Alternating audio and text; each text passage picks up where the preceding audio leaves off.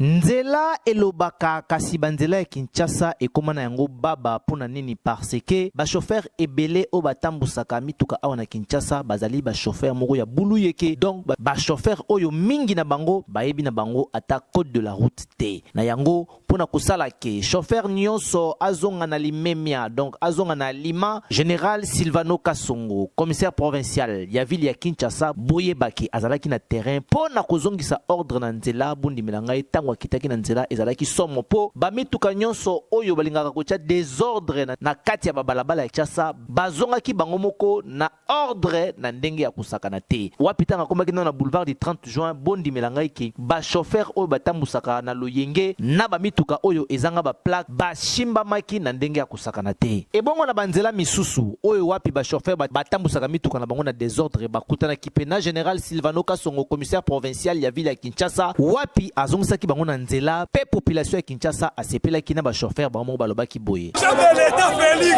biso tozo souffrir même tozo nyokwa mama ba bino baotinda bango faso bango basela mo ya mote alors boso ba mesure pona bato boye. Tala Général Silvano Kasongo, commissaire provincial ya la police ya ville ya Kinshasa, azali kosakana te mikolo oyo po soki osali jeyo chauffeur yo nani na nzela okokutana na Général Silvano Kasongo. Isate!